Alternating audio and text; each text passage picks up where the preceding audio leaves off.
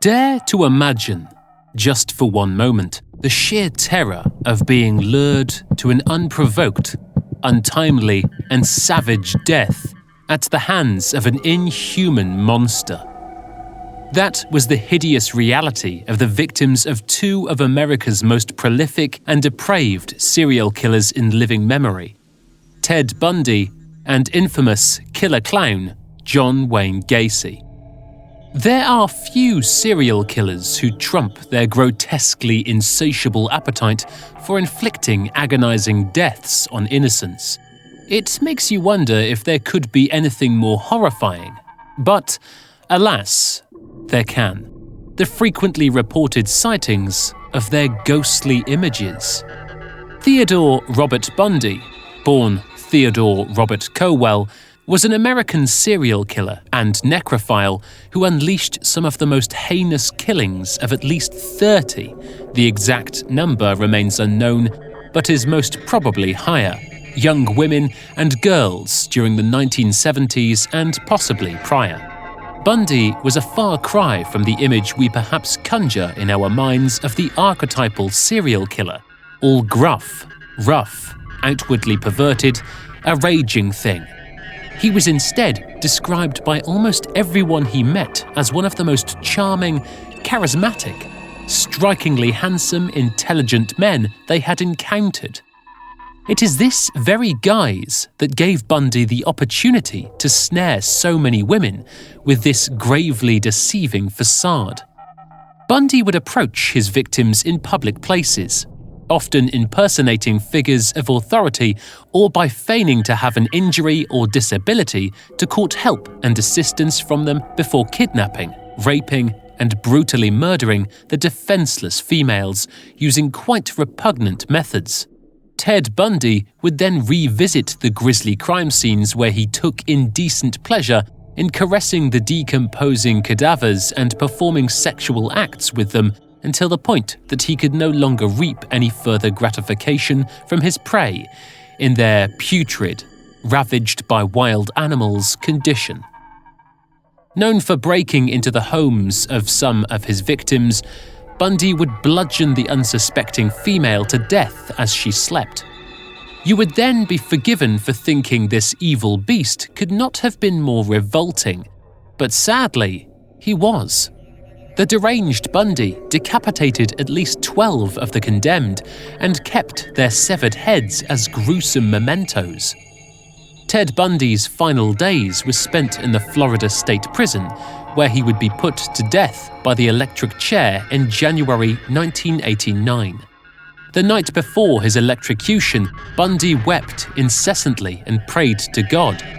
Those who saw him shortly before his execution described a sad, desperate state of a man begging for his life. Perhaps the thought of what could potentially be awaiting him became all too much to bear. Bundy was a calculating murderer who believed himself to be far superior to fellow mortals. He was so enamored with himself and sickeningly self-assured that he went as far as to represent himself in court during his trial, an audacious attempt to exude his lethal charm and intellect.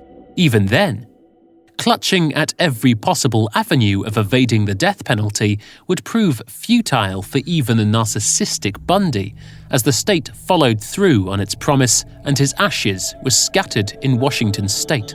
Since this ice-cold creature departed the world in which he caused cataclysmic devastation for many families of the deceased, he has harrowingly been seen many times since, living up to his infamously defiant character. It was in 2001 that a guard on duty had been present in the location of the electric chair, when suddenly, before his astonished eyes, he witnessed the cantankerous manifestation of Ted Bundy, just sat, a devilish, all-knowing smile etched across his smug face. Panicked at what he was seeing, several of the guards rushed in and witnessed Bundy also, describing him as sitting casually, the knowing smile indicating that he was now privy to some important news regarding the afterlife that we were yet to discover. The unsuspecting guard is far from alone. Many prison staff have reported seeing the exact same thing. A grinning, petrifying Bundy sat bold as brass, almost mocking them. Whenever this distressing apparition is approached, he is said to simply vanish from sight. Accounts of Bundy's unsettling spectre continued to flood in, prompting believers to conclude that even in death, he is still managing to strike fear into the hearts and minds of the living. It would seem some things refuse to perish when a person ceases to exist.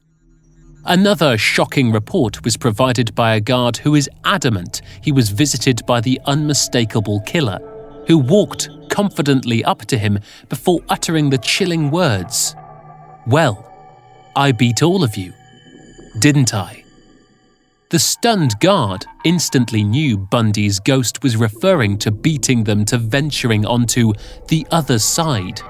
The feared spectre appears so frequently that some staff members outrightly refuse to go near the areas he has been known to haunt, and frankly, it's unsurprising to put it mildly.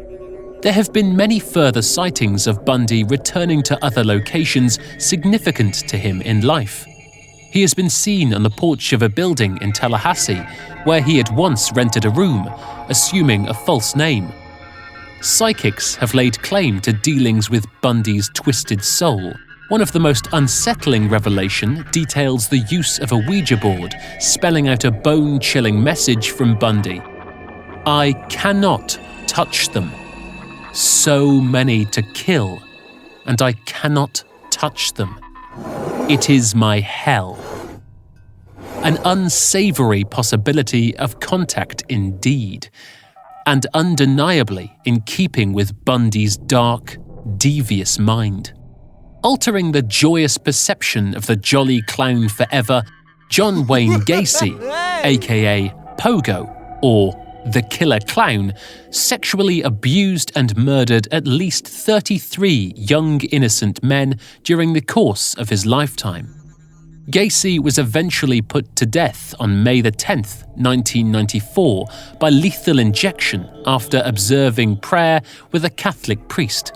Since his passing, however, it would seem the horrendous Killer Clown has cheated death and continues to conduct disturbing mind games on the living, well into the present day.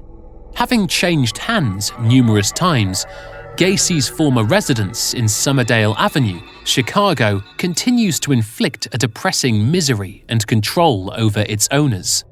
Screams and howls of terror are often heard in the dead of night, with bloody apparitions being witnessed on numerous occasions. Exorcisms have been performed on the house and at Gacy's resting place, yet nothing seems to send this punishing, determined soul on its way. He appears driven to continue torturing all those who see him. One resident of Gacy's former home told of an unimaginable experience of being woken suddenly during the night by the blood-curdling screams of young boys in peril. Terrified for their safety, the source leapt out of bed to investigate the grim sound, only to be confronted by the menacing image of a large man dressed as a clown wandering through the house. On seeing the witness, it is alleged that the clown came hurriedly towards the terrified onlooker before disappearing without warning. With such disturbing accounts involving two of the most violent serial killers ever to plunge America into the grips of fear and paranoia, it really is the stuff of nightmares to consider that even in death, these wicked, malevolent men are still pushing through the barriers that separate life and death to petrify and exercise some form of control or power on their unsuspecting audience.